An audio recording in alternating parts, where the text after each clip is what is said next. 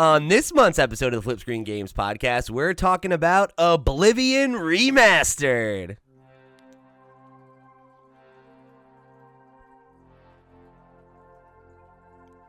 What's up, Internet? You're tuning in episode 174 of the FlipScreen Games Podcast, a monthly video game podcast where a few best buds from different nations come together to discuss the wide world of video games. I'm your host, Pete and Bessie, joined as always by my very good friend and co-host, Mr. Steven Radford.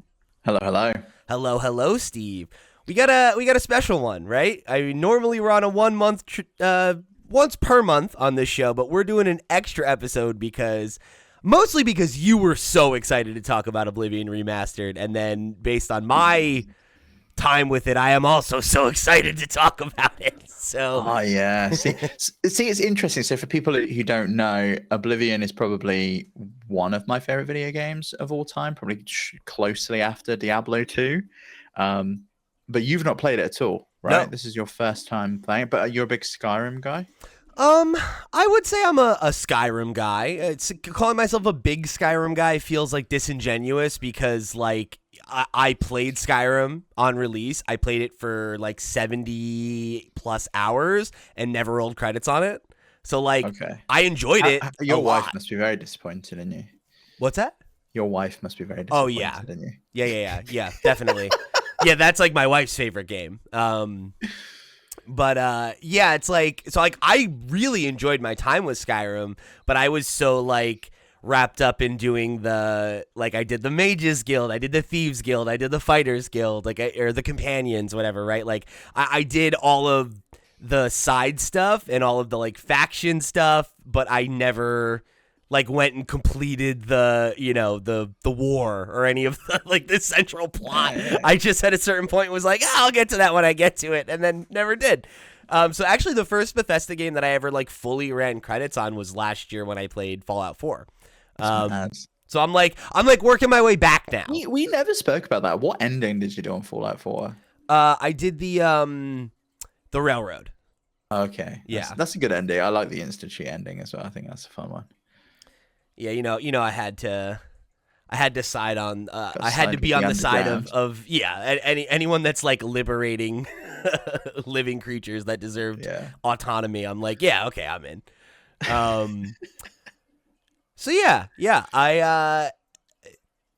I don't know if you had a vision for like where you wanted to go with the conversation, but like so far, I'm really, really enjoying it. I did a daily checkpoint about it over on Patreon, and was talking a little bit about how like this game is making me nostalgic, even though I've never played it before. It really does. So it looks like a brand new game, and they've done an incredible job. And I will talk about the remaster side of things, but it plays like an old game. And I really like that because for me, I know where I'm going. I was walking around Anvil and I'm like, this feels like home, and I can't wait to buy the house there. And I'm gonna like that was my base. Like I would always go back to Anvil, and I find myself doing it. Like whenever I need a bed to sleep in, I'll just go back there and go to the Fighters Guild. It's nice. It is very nostalgic. Probably in the same way that you had when you played Dragon Age. For me, that's this game. Yeah, it's like a homecoming. It's like everything old feels a little new again because it's been so long, but you have that like you're struck with that moment of like, right, this space, this character, this dialogue, whatever, that really like gives you that sense of hominess, of coziness, even in a world that is like a little bit like aggressive. It's like there's something very comforting about it. I totally get that. Yeah, the dialogue's actually pretty interesting because a lot of the lines have been re-recorded. Like there's a famous quest, I don't know if you've done it yet, with the Fighters Guild. It's the first quest you do when you get to Anvil with the rats. Yeah, I've done that one, so we can talk about that.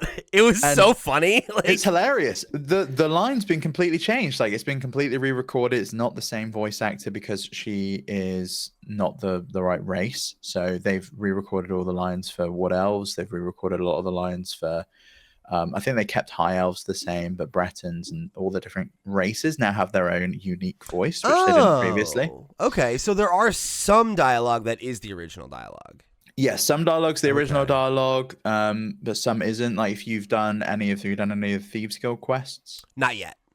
Well, when you Real when you quick, do, is the Thieves Guild different than the Assassin's Guild in this game? yeah, Okay, I haven't done either Brotherhood yet. are very different. Yeah, I haven't done either yet. Yeah. the Thieves Guild will be very upset with you if you murder anyone. You have to pay a blood price of 1,000 gold coins if you murder anyone on a Thieves Guild quest. Anytime Anytime you That's murder crazy. anyone on a Thieves Guild quest. Will they not let me join if I kill someone first? No, they will. Yeah, you can join. You can. It's just while you're on a quest. It's while you're on a quest. Okay. Or if you murder any other member of the Thieves Guild, then they're very upset about that. So do the other guilds not care if I kill a mage? I think the other guilds probably do care, but I don't know why. Like, it's such a big thing. They don't when you know. Join, he'll be like, "Oh, you can't steal from any of our members. You can't hurt any of our members. Like, it's like the thieves' honor kind of thing." Fair enough. Yeah, I haven't done that yet. You've done Dark Brotherhood, then you're rocking around Shaden Hall.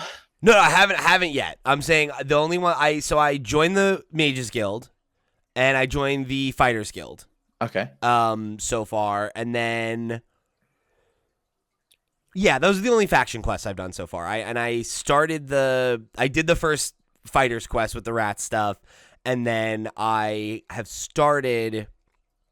There's a Mage Guild quest where you have to go like hunt a mage down who's like killing. The battle mage, they're killing people. I haven't done that outside Anvil. Yeah, I started on that, but then I it's like the classic Elder Scrolls open world situation where it's like, okay, I'll do that next, but then it's like, oh, there's a gang in the town that's like like robbing men, and I went into that pub. That's a good one. That is a good quest. Yeah. So then I started going on that quest, right, where it's like they're like trying to lure me back to the farmhouse and rob me, but then I stopped at a dungeon along the way, so I'm playing it like very much like that, of like I'm doing a little bit of it's kind of the way I played Breath of the Wild and Tears of the Kingdom, where it's like I have an objective, but anything that catches my eye between here and the objective, it's like, well, yeah, let's go see what's going on over here. I mean, there's a lot of that. It's interesting. Like, I don't know if you found yourself exploring less because you can fast travel to any of the big towns without having visited them previously. I thought that was an interesting choice from the rip, because like I have kind of done a little of both. Like there's one or two situations where, so I forget the name of the smaller town that you can go to before Anvil. Well, there's Kvatch where you go see Martin. Have you done? I haven't done that yet. It's the other one. So there's a lot of small towns. There's Bruma, Bravil, Leowin, Shaden Hall. Oh God. Okay, I don't know then. So I went to. But Anvil's usually where people end up first, because they go to Kvatch and they'll do that mainline quest, and then they go down the road to Anvil. It's the other one to the right of Kvatch, and it's where I think it's where the leader of the Mages Guild lives. It's like she's like very like bookish and a little bit like curt, like kind of short. Mm-hmm. It doesn't matter. Fine. So I had hung out. Skingrad? I think so. I think that's right. Yeah. So I've done some stuff there as well. Like that's the one where there's like the weird guy in town that thinks people are like spying on him, and like I started messing around with that quest line and stuff. Just wait till you get to the one where they're like all on skooma. And they're like high on skooma. Oh my God, I've heard about skooma. I can't wait. Yeah, that's great. Can I become a skooma addict? Skooma's a good one. And there's the one where there's like two identical twins, and they're like lost at birth, and they have no idea. That one's a fun one. Can I smoke skooma? Is that an option? You drink skooma. Oh, you drink it? Okay. You drink skooma, yeah. Okay. And it does nothing good for you, so you shouldn't. Oh. But you can drink skooma. Okay. I think it's part of the quest you have to like get into the skooma den. Cool. All right. I always love that. That's like a fun thing about like I always like that in Fallout, that you could like become an addict. Like it's like very funny that it's like you can get addicted to jet or whatever. Yeah, and it's good for you to begin with, and then eventually it just like loses all of its potency and effect, which is like any addiction in real life. Yeah, it's great. Very very smart. What class are you playing as, and how, and like what race? So I'm a bard. Okay, yeah, me too. Oh, cool. All right. I chose a dark elf. Is that what they're called? Yeah, there's dark elf, high elf. Okay, I couldn't remember because they're called drow in Dungeons and Dragons, and I couldn't remember if they had like a special name in this or whatever. Because, like, dwarves are, like, Dwemer, right? So it's, like, I couldn't remember. But, yeah, so I picked a Dark Elf. I really like how much like Dungeons & Dragons the character building and skill system is. Like, the fact that, like, as I'm going through the tutorial, it's, like, choosing my race, my class, the patron god that you were born under. The sign you're born under. I wish I'd have picked Shadow. I really do. I should have picked that. Yeah, in retrospect, that might have been more useful, but like I picked would have been really useful. I picked the goddess one. I think it's like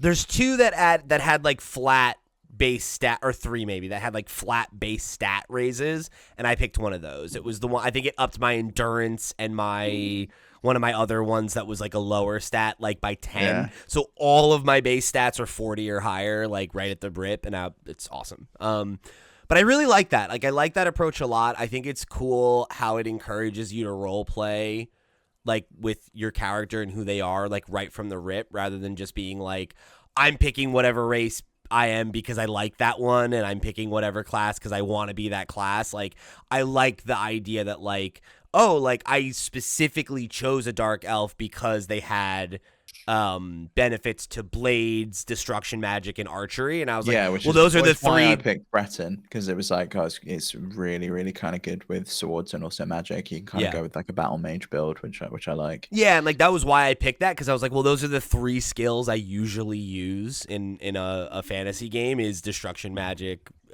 blade, and sword. So I like restoration and alteration magic a lot in Oblivion. My restoration is like it's weird because you have a buff to destructive magic, but it's not one of your major skills. Like restoration and conjuration, I think, are both major skills for me. So like it's a really nice conjure up a scamp to come with you. One of my racial ability is I can summon an ancestor once a day who will like fight in combat, which is cool. Oh, that's pretty fun. Yeah, that's pretty fun. So yeah, I really like that approach. Like I really like the way that it like right from the rip, like I was like, oh, like shoot, because normally, right, like I'll pick a wood elf, right? Like if I just like am picking whatever race I can pick, it's like whichever elves are the ones that live in the woods and are like trackers and hunters and live close to nature, like that's usually the background I'll go for, right? But it's like, oh, but like I don't want to be a straight up rogue. Like I would usually rather play a bard. So like I like a high charisma class, right? Big shock. The person that elects to talk all the time into a microphone likes charisma classes. Crazy. You know, it's really good. The persuasion's great. I love the persuasion mini I really like it. It's really fun. It's a fun little mini game. Every single character. They made it a hell of a lot easier in the remaster. Let me tell you, that you didn't used to get the colors at all. You just had to do it based on their facial expressions, and the facial expressions for Argonians was fucking impossible to read in the original. Yeah, I can imagine that. I was wondering that compared, like having seen. Because I played the original Oblivion, but like I played literally just the tutorial. Like so I don't really have like a strong idea of what it looks like. I had to like look at screenshots, and I was like, man, trying to read the Argonians and Khajiit faces in this, you know, in the old style must have been tough. Yes, it was. Have you been to the town where no one likes the Argonians? No, not yet. Like the Khajiit are just like horrible. They're like silly reptile skins or whatever. They're like really racist to them. Oh no, that's so mean. I like the Argonians. Who was it in Skyrim that everyone hated? It was the elves, wasn't it? One of the elf classes. They were like the outcasts, and no one wanted them around. Well, I think because like the Nords hated the high elves because they were invading. They like hated the Imperials and would like talk shit about them, and the Imperials would say racist shit about the Nords being like stupid and whatever. Mad, isn't it? Yeah. What? So you're having a good time then with it? Yeah. So far? Yeah. It's been a blast. I kind of am surprised by how much I like it, actually, and not that I was thinking I wouldn't like it or that anything like that, anything negative, but like, you know, it's a very old game, right? At this point, I don't have nostalgia for it, and I'm not having the experience that you're having of like, oh, remember this, remember that. Like, I am just going in and engaging with it on a base level, right? And like having played, Skyrim first, and having played a lot of games that have like learned from Oblivion and tried to build on what it achieved and everything like that. I don't know. I had some reservation that like maybe this won't hit for me, right? And that like I'll jump in and it'll be like a cool thing to kick the tires on, but that I won't necessarily be like drawn back to it. And that's very much been my experience, which has been a nice surprise. That's good. Yeah. Like I'm really into it and like excited to have more interactions like I had with like the rat mission and stuff like that, which was just so like it feels very old school RPG plot. Like that it's like, oh, like I'm in this basement and then there's a mountain lion, and it's like just like crazy stuff like that feels so like it feels very of a time and place in a good way, and like the kind of thing that like might not happen in like an Elder Scrolls 6 because it's like too. It's going to be a lot more refined. Like, there's so much goof in this game, and I think I love that. There's a lot of charm. It has a silliness to it that I really appreciate. It really does. Like with the voice acting, with some of the quest lines, like the fact that she was putting meat outside the woman's house to lure the rats out because she hated the fact that she had rats in her basement. It's like, come on, they weren't doing you any harm. But there's like so many goofy quests like that. Honestly, the fact that Sean Bean and Patrick, what's his face, are voice actors in the game. Bizarre, absolutely bizarre that actually happened and is a thing. And Uriel had a real big glow up. He looks a lot better than he did in the original. Rest in peace.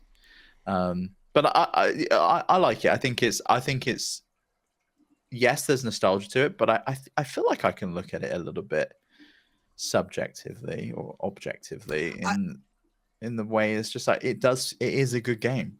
Well, yeah, I mean, like that's I think the interesting thing about like when these remasters or remakes or whatever come about, right? Because it's like, you right obviously can't look at it totally objectively. No, but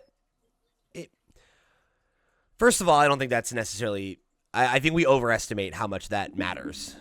That like being objective, like it's like so like if you're bringing something into it that makes you appreciate it more, like that's not. Well, yeah. So like, do you think Max can look at any Metroid game and go, "Oh, objectively, I'm going to look at this as as if I've never played a Metroid game before"? And the answer is no. But I also don't think that precludes you from having an opinion on it that is like in the same way that I loved Mario 64 as a kid, but now I wouldn't go back and play it because. But you are playing this. Fucks me off, and I am playing this because the remaster's done such a good job of tidying things up. I tried playing this on Steam Deck. The menus were awful. It was very PC centric. I couldn't play it, and I didn't really want to play it again on Xbox. I am playing this on Xbox though, and I think it is absolutely gorgeous. Right at home. Yeah, it feels great. I am excited to play it a little bit on my PC. I downloaded the PC version as well, and I'm gonna do a little bit of crossplay to just to compare. But apparently the PC performance is dog shit. Oh, okay. Well, then I'll keep playing it on Xbox. I've been streaming it from Xbox to my Steam Deck quite a bit, so I can continue playing it in bed, which has been working really well with green light. But yeah, the PC performance is great. I can believe that the Xbox performance isn't great. I can imagine the PC performance is probably going to be even worse than that, unfortunately. I'm curious as to where you think you're going to go. Do you think you'll end up like Skyrim with this and you'll do your 70 hours and then you'll bounce off it, or do you think you will see through the main storyline? Is the main storyline something that's interesting to you in this one in a way that Skyrim wasn't? I think it's a multifaceted question because I don't really know why I didn't finish Skyrim. Like, I don't think it was like an intentional, like, I'm going to stop playing. I think it was like, I put 80 hours into this. Another game came out that I want to play. I'll come back to it. And then I didn't. Whereas with this, I think I will finish it. I'm pretty locked into it right now. And I think there's ways in which like my attitude towards finishing games has changed since then, which I think influences things a little bit. But also, like, I think knowing that this experience is smaller also, I think, helps. I don't know about that. You've got Shivering Isles to do after you've done the main section, and that's like a whole other world to go and fuck around in. It's like you go through a portal that shows up on an island outside of the Imperial City, and you end up in Shivering Isles. You can have a play around in there as well, and it's a really great expansion. Completionist, 142 hours, so it's pretty long. So it's not short. But yeah, I think it's also like I don't necessarily need it to be in a completionist run either, though, right? Like it's like I kind of that's true. Part of the and fun you might of come these back games to is like just experiencing what you experience, you know? Yeah, you might come back to it and go, well, you know what, I didn't do all of the Fires Guild stuff in like a few years' time or something, and you might want to go back and do that. So to answer your question, I will finish it. Probably in the same way I did with Fallout 4, where I will play until I feel like I'm ready to be done, and then I'll roll credits. That's like how I did that, and I didn't do 100% of what that game had to offer, but I certainly did most of it, or at least everything that caught my attention, right, without like looking at a guide to see what I had missed. So I think I'll probably play this the same way. To answer your other question, I am not super interested in the main storyline. I got to be honest with you. I think the whole being like, you met the Emperor and he's been sent by the gods and you're a bastion of the gods. Well, there's that, but it's also you met the Emperor, but how did these Oblivion Pores come? How are the Daedric, right, coming over into the real world? And like there's that side of things. I'm sure I'll get there and get locked into it, but right now, like, it's very much what happened to me with Skyrim, where I'm like, oh, there's like, I could go help this lady with her chores. I could go meet these women in a farmhouse and see if they're gonna rob me. Like, I'm way more interested in the tiny little like water cooler, or like the meet me outside at 6 a.m. and we'll go and find this. It's like that's the stuff I'm way more like locked in on than like I'm like yeah Daedric lords or whatever. I'll get to that later. So honestly, some of the main quest stuff is hilarious. The fact that Martin Septim, the son of the Emperor, he had the son and he just thought, I'm gonna send him away, stash him away somewhere. Yeah, stash him away somewhere, and then all of a sudden you go see him. He doesn't. Let me tell you, he doesn't take much convincing to be like, oh yeah, okay, I'll be the Emperor. Yeah, no problem. He's straight on board. He's like, yeah, come on then, I'll come to Wayne and Priory with you. It'll be a great time. I think that's like one of the funniest things about the game is like the dialogue and how like, cause like it's interesting because like I do feel this way about later Bethesda games, right? Where we talked about this with like Starfield, where like sometimes the dialogue feels very like it feels like you're like at a theme park and someone's like being like, follow me and there's a mission this way. That is 100% this game. Like, that is 100% this game. But like this game is so like it's so much more primitive that like it feels less Uncanny Valley to me in that way because it is so like it feels more akin to like a text-based adventure game or something like that, where it's like I'm not sitting here really having a conversation with somebody. I'm talking to them and they're giving me like they're giving you information. I'm these cryptic little messages that I'm gonna write down and be like, oh, if I so and so is like I'm trying to think of some of the like it'll be like, oh, like if you want to train in this, you got to find this person, and I'm like, noted. That's interesting to me. I do want to train in that, like and then I find honestly, if you ever think about that, just go on the Elder Scrolls wiki. It's all there for you. No, but I'm enjoying that part of it though. Like I'm enjoying the whole like. The immersive sim element to it. It reminds me of the way that people talked about Elden Ring, where it was like, yes. oh, like I have a notebook and stuff like that. Like I'm enjoying that element of it, like. Not under communicating to me, but not communicating everything in like I like that sometimes when I talk to somebody, it'll be like, I've made a mark on your map and I can actually just physically go there. But then sometimes it'll just be like, oh, like this person in this town is somebody you might want to meet. And I'm like, oh, okay. Like I'll go there. Right. Like that was why I went to Anvil. It was like, oh, that's how I joined the Fighters Guild. I can go there. I'll go there. Like, let's see what they got there. I appreciate that. So I think that's it.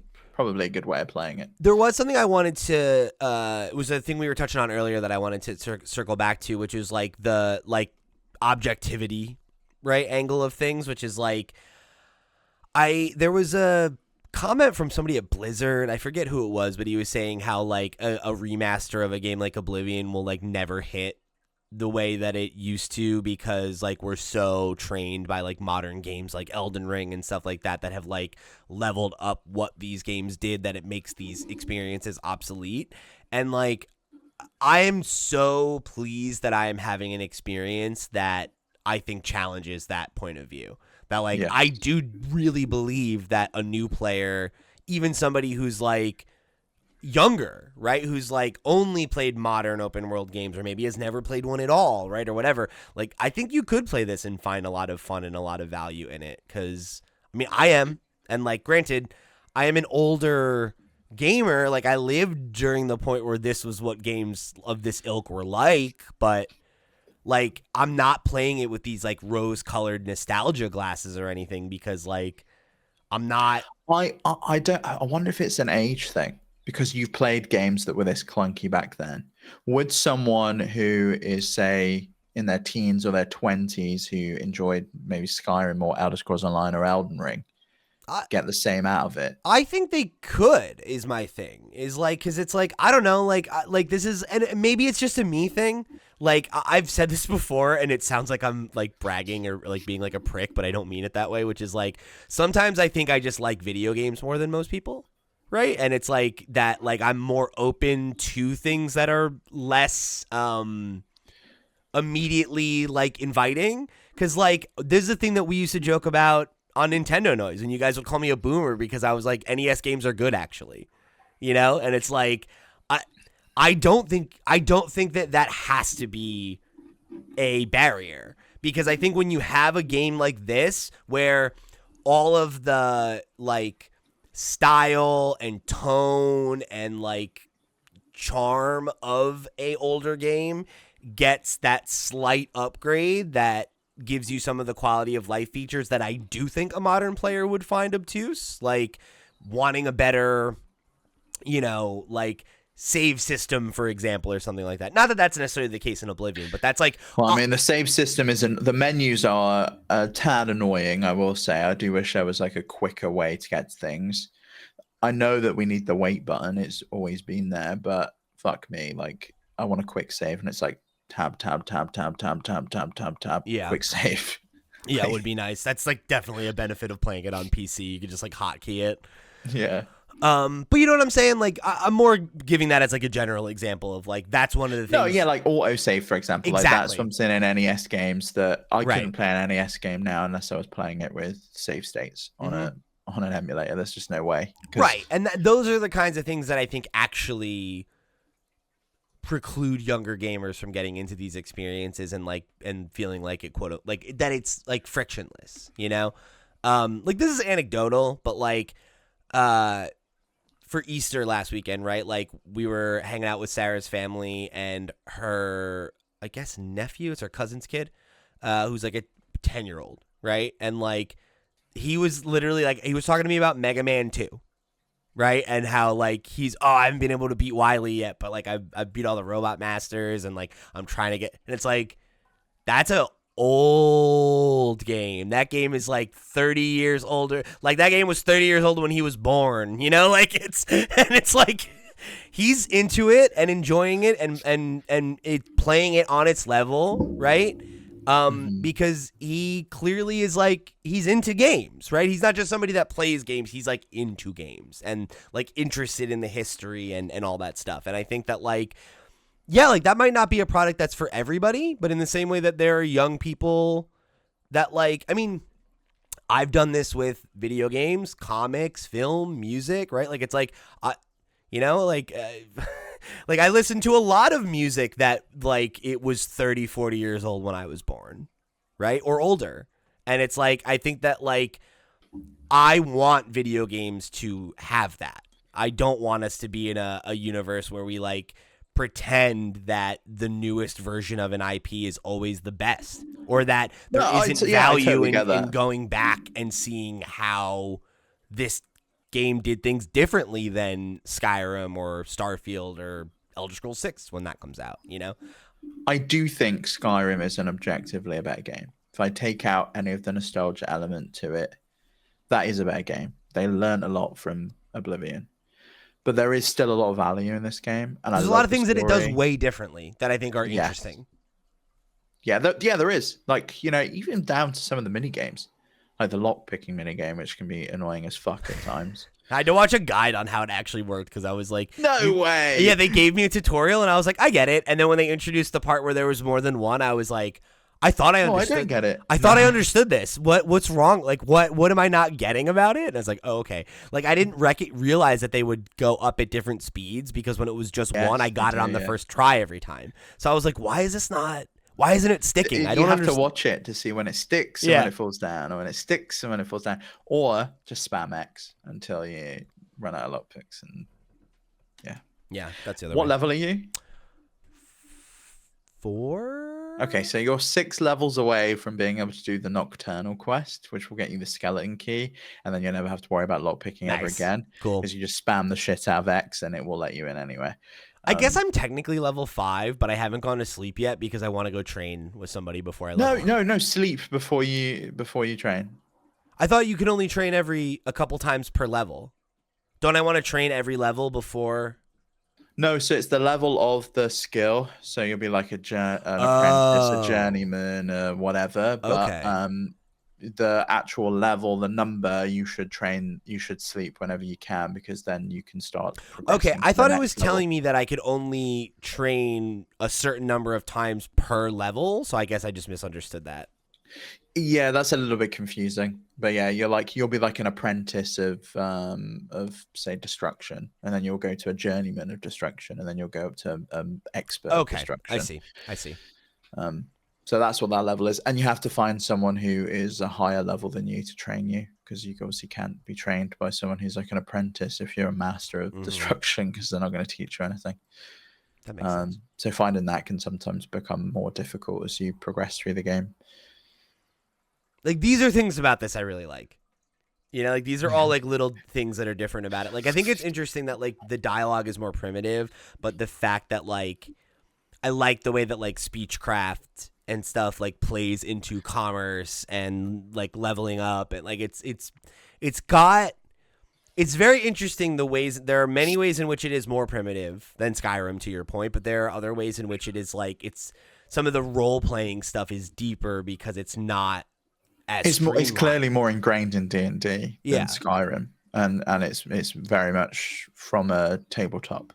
Yeah, I feel like Skyrim feels way more modern. Like, it sands off some of the edges, like the fact that like athletics and acrobatics and stuff like that are like part of your stat line and stuff like that, rather than just like strength and dex. Right? It's like, oh, okay, cool. Like I there's a lot of depth to the character building that I really appreciate. Well, I mean, they got rid of a lot of that stuff. Like, you'll notice when you level up, you can't level up like acrobatics and athletics anymore. It is just like endurance and dexterity and things like that. But when you jump around the place, you'll still like get some XP towards the next level, which is good. So there has been a fair few changes to the game. I think on the whole, though, like, it still feels like Oblivion to me. I do understand some of the complaints about the look and feel and how it feels a tad too much like Skyrim sometimes. Like, the color has been sucked out of a lot of the places, but I do think a lot of that is due to the lighting system, and the new lighting system is just phenomenal. Like, it's clear it's Unreal Engine 5 on top of, like, they've put a skin on top of, Unreal Engine 5's doing all the rendering, and then behind the scenes they sort of using the old engine as like a middleware to do all of the logic. It's a very clever way of doing it, to the point where I think this is like borderline remake in places. The fact that they re-recorded like a remake. Yeah, they re-recorded lines of dialogue. Like, you don't do that in a remaster. They overhauled some of the systems too. Like, they changed blocking and stamina and stuff like that. And it's like, that does feel like something. Like, how is The Last of Us a remake, but this is not? Remaster. This is a remaster. Yeah, I don't think it is. Also, I am so fascinated by like the tech side of this. Like, I think that's such an interesting way to do it, and it really does like make you wonder, like, is there maybe not a path forward there for other? I really hope so. Like, I do hope that becomes like, because these older games didn't necessarily use engines. They would have like middleware that they would use, and then that they'd offload like a lot of the logic and things to that. I think it kind of makes sense. Like, don't fuck with that, because God knows what mess of spaghetti that is behind the scenes that's powering Oblivion. And even still, a lot of the goofy shit still remains. Like, I've had times like, where you people want are just that. like, people are just like walking into doors and like they're not doing anything. Like, that's the logic that was Oblivion. Like, that's what I would come to expect. I don't necessarily want it to be completely refined. And no, because that you want the jank. That's part of the experience, right? And it's like I've had moments like that in the overworld that were very strange, that I thought were interesting. Like, I had this moment where like I was going between two settlements or whatever, and I ran into this NPC who was like a spellcaster who was literally just like running around in the woods attacking deer. And like would just be like standing in this spot to talk, but then anytime a deer showed up was just running after them, and it's like, what are you doing? It's so weird. Yeah, there's so much weird stuff that happens, and like you said, I think that's part of the fun. Yeah, like, I really do. Or like, and I had an experience. I walked out of a town and a guy like said this cryptic thing to me, and then he just sprinted away, and I was like, was that supposed to happen? And then like 5 minutes later, whatever, he like comes jolting past me the other direction on the back of a horse. I was like, where is he going? Like, was I supposed to follow him? Was he supposed to be here? I have no idea. But like, I love that. That is some of the fun, you know? I think so. The only time it's not fun is when it can become like game breaking almost, when you just have no idea how to progress. And I had that with the main quest. I was in Kvatch. I was trying to like, sort all the shit out there that you've got to do. And the dude just was not coming into the castle with me. He was just stood there being like, we need to clear the courtyard. And I'm like, dude, I'm stood in the fucking courtyard and there's nothing here.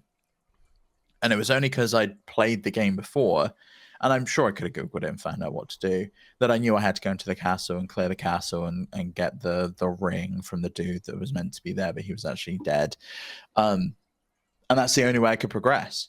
Like, I genuinely thought that the game had bugged out and was stuck, and I was like, oh, fucking brilliant. Like, classic Bethesda straight out of the gate. Yeah, but, right. It is jank, and I think that is the charm and the fun. Yeah, like that's definitely part of the personality of the experience is that like weirdness and the fact that it is like a little primitive, but like I like that about it. Me too. I would say, Pete, I would implore you to explore the Thieves Guild quests, and also just murder someone in cold blood and then go to sleep. I've been trying to decide who I want to murder. Just do anyone. I went to an inn in the middle of nowhere, and I just killed someone while they were asleep. And then I went and bought a bed in the same inn and went to sleep. And that's what I'm saying. I'm trying to role play it. I gotta find somebody that I think is deserving of being murdered. I thought about. Turns out the person I murdered had like the Mysterium Zarcies or whatever, and they were one of the like Daedric cult people. So I was like, you know what? Oh, that's great. She probably deserved to die anyway. Yeah, that was not too bad. That's the thing is like in Anvil, right? Like I had the Fighters Guild one. I'm like, oh, maybe the neighbor. Like that's the neighbor. Wow. Maybe. I thought about the guy with like the quest I was telling you about, like the women who are like trying to like rob me or whatever. I'm like, maybe I'll kill that guy, right? He's like trying to cheat on his wife and stuff. I'm like, fuck him. I don't know. I can't remember if that was a DLC quest. I don't think it was. But the chapel. It can't be. I don't have the DLC, right? Or is all the DLC? No, included? you do. All the DLCs included. So the only DLC you don't get, which is only in like the deluxe. The deluxe pack is like the hero armor and the horse armor. And it's cool. Not worth it. It's not worth the £10 upgrade in my opinion. But pass on that. Yeah, you'll have the DLC. So like they'll all be banging on while you're walking around Anvil about an attack on the chapel. And that's DLC. Okay, that's a DLC quest. There's another DLC quest which is about a vampire. I can't remember where that one is. And then there's Shivering Isles, which is a phenomenal. That's expansion. Like post game. Yeah, well, you can do it any time, but yes, it is more post game. Cool.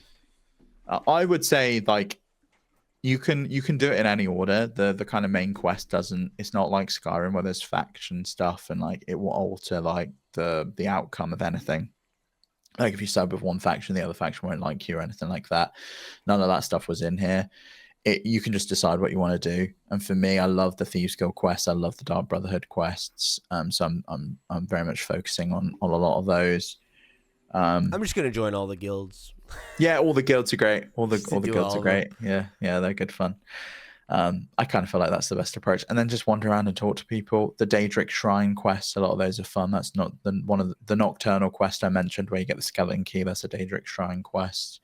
But I've only closed one gate so far. I don't know about you. Have you closed any Oblivion gates? No, I haven't even found the prince.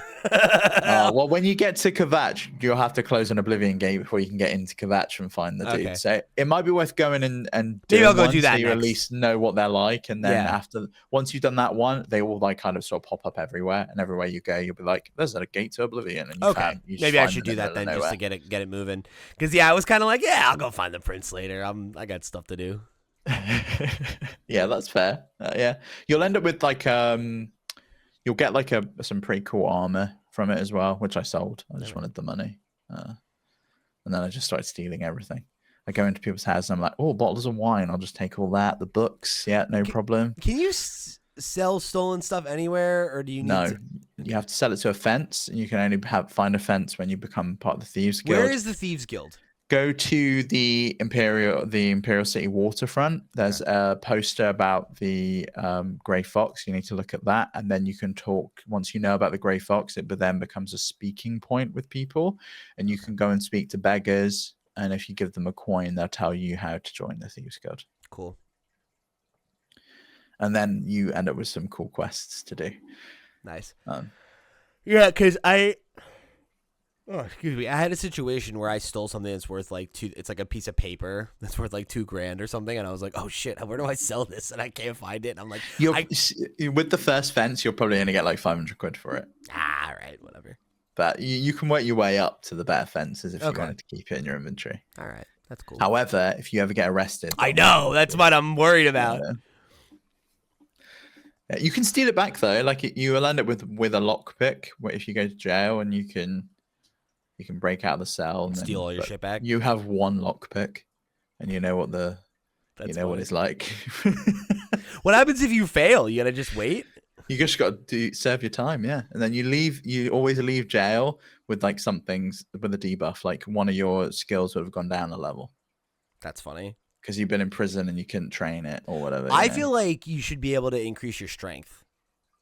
Honestly, that's what happens in real life. Everyone goes into prison, they get jacked. You would think. Or you like learn how to be a lawyer. Right? Like it's one of those. Yeah, that seems to be I got all this downtime. I'm gonna be lifting weights, or I'm in the library. That's what I would be doing, Like what else am I doing? I'm stuck. I think, lifting weights is probably a productive way of doing it, unless you think you can help people, because there always seems to be someone in prison who's like the lawyer on the block, Well, yeah, right. It's like who knows how real that is, but it's definitely a thing in movies, right? Where it's like, oh, like I was wrongly convicted. I'm going to use all the time in prison to learn about the law so I can get myself free, or whatever. And it's like, yeah, all right, that's cool. That's great. I feel like you should be able to do that in Oblivion. If they're going to make me be in jail. That's good. I like that. Yeah, it'll be It's funny. like you can either organize a jailbreak or you can serve your time and get fucking cut. You come out, all your other stats your endurance is low, but your strength is maxed out. Oh yeah. They've been starving you out. Well, I mean, if your strength is maxed out, you get the two-handed swords and the war hammers. Yeah. So you're a single blade? Yeah, so a long sword. So I'm focusing a lot on strength, which is long sword, and then I'll do some destruction magic. Like I've got went and bought some spells in the Imperial City. Cool. In the Market District. I haven't been there yet. I should probably go. There's some good quests around there as well. Some guy that is undercutting everyone, and they think he's dodgy, and you've got to like follow him and investigate him and find out what the fuck he's doing. I really like the quests that are like follow somebody around and watch them do a weird thing. It's Yeah, very like funny. oh god, they're just like sneaking around like this. It's so funny. It was so funny because like the rat quest we were talking about, like I had that where it's like you gotta follow her and don't let her see you, and it's like she like was like walking around the building like 2 or 3 times. I was like, what are you doing? It's like, do you see me? I don't understand. Like it's so good. Like there's something about like it really feels like I'm like interacting with like puppets, or something. Yeah, it's like you're like alive and you have your own little story and everything, but it's like it really like you're in Westworld. Yes, right. Like it's like the theme park thing, right? But it's like but in this it feels like even less like they're like an act. Like in Starfield it feels like it's an actor, right? It's like somebody playing a part. Whereas this I really do feel like they feel like little robots or something. Yeah, no, they're funny. Like there's just so many of those cool little quests. The quest I'm so excited to do. I can't remember if it's in the Dark Brotherhood or the Black Hand, and it's like a dinner party, and you have to kill everyone at the dinner party. Oh, that's cool. And no one can see you do it, and no one knows who's doing it, and everyone's getting more and more scared as the people dwindle. You need to play Dishonored. Yeah, I do. You really would like Dishonored.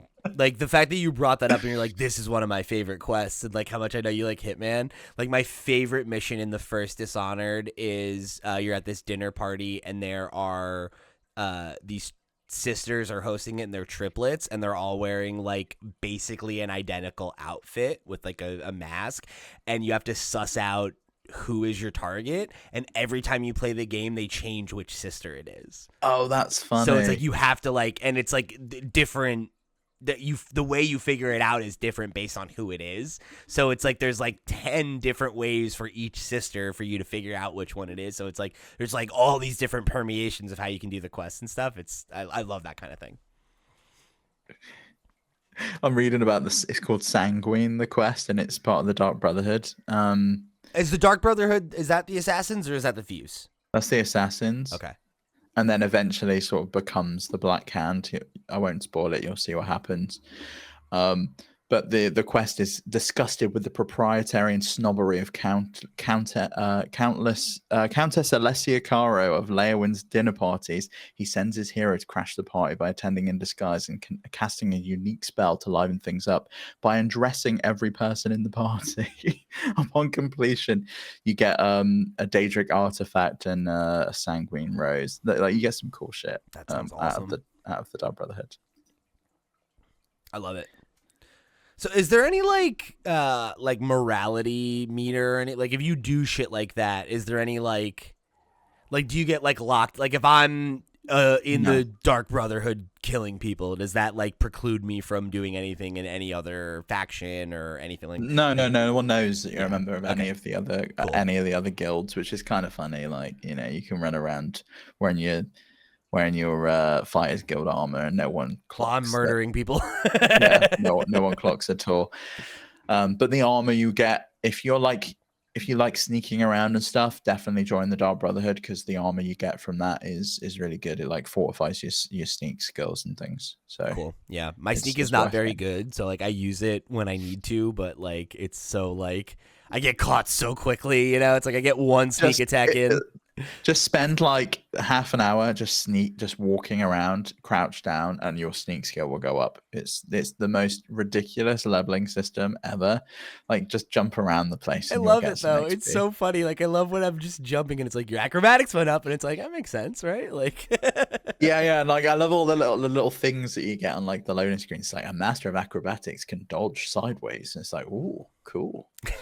Yeah, totally.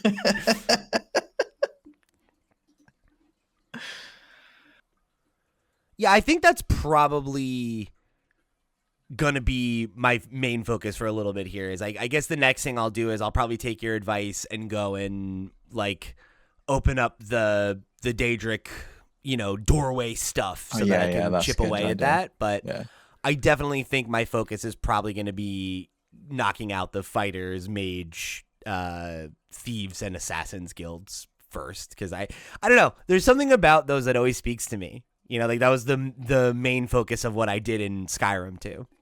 Yeah, mine too. I really like them. I think I just think it's funny. I love being able to do things that, you know, would be very frowned upon in real life, thieving from people and murdering people. I just think it's great. Like I loved, I love Hitman. I loved playing the Dark Brotherhood in this, the Black Hand in Skyrim as well. Like there's a lot of stuff like that. It's good times. Like I just think it's hilarious. Some of the quests as well. Like they're just so funny, and like I don't know that it was intentionally meant to be funny, but it's just hilarious. Yeah, it definitely. There's times where I'm like, I don't know that you're in on the joke, but the joke is good. Yeah, it's like that movie, The Room. Sure. That wasn't meant to be funny, but it's absolutely hilarious. Yeah. Yeah, it does have that quality to it a little bit. I'm glad you're enjoying it anyway. I do hope you kind of stick with it. It'd be fun to talk about it again. The last time I spoke about this, like with people playing it in real time, I was in school. I was in secondary school, high school, and we would talk about it like on the fucking playing field at lunch. And like, it's nice to be able to talk about it again. Yeah, almost 20 years later, which is mental. I'm definitely down to keep talking about it if we want to try to have some kind of extra, game club or something like that. If people are interested in hearing us continue to talk about it, I'm happy to keep chatting about it with you. I'm having a really good time with it. Yeah. And I think people should let us know what they like. We should like. What are we missing? Like, what should we do next? Like, what should we play? Like, what are your favorite quests and things to do in Skyrim? In Oblivion, because I know Doc, for example, is going to have something that he's going to shout about. Yeah, for sure. We should be hitting it. Yeah, so let us know, folks. Thank you for joining us on this extra episode of the FlipScreen Games Podcast. We are still going to give you your regular monthly deep dive into a broader games industry topic, but this is the first time this year that there was like a new hot game we both were 10 hours into, and we're like, yeah, I want to talk about it. Let's talk about it. And that's what we talked about on this show, right? If we have extra topics, if we have the space to do a what we're playing kind of episode, we'll do them. So I hope you guys enjoyed this one. I hope you're playing Oblivion and having a good time with it. Or maybe if you just wanted to see if it was worth your time, I hope that this was illuminating. So go check it out. Let us know how you're getting on with it in the comments down below. I'd love to hear like what your build is, like what race are you, what class are you playing, where are you focusing your time so far. Let us all know all that and more in the comments down below. And for the crew, thanks for joining us for another episode here. I've been Pete. He's been Steve. He's over there. And a very, very special thank you to our Patreon producers for the month of April. They are, of course, Arnold J. Rimmer, Christopher Valenz, Gabriel Hasselmeyer, a.k.a. Sobe, Project Julian, Steve Stompy, Susan Still Likes Cats and Also Boobies, That One Kid Nick, Ty the Dude, Voodoo Vic, and Waka Hula. Thank you all so much for being the realest of the real and for your continued support over on patreon.com/FlipScreenGames. If you want to go above and beyond just like they did, head over to FlipScreen.games and click on the link to our Patreon, where you can go and get a bunch of extra perks and goodies and find all the other ways to get involved in the community. You can go check out our sister shows. You can write into the show, however you choose to do so. Thanks for joining us for another month of the FlipScreen Games Podcast. We'll see you next time.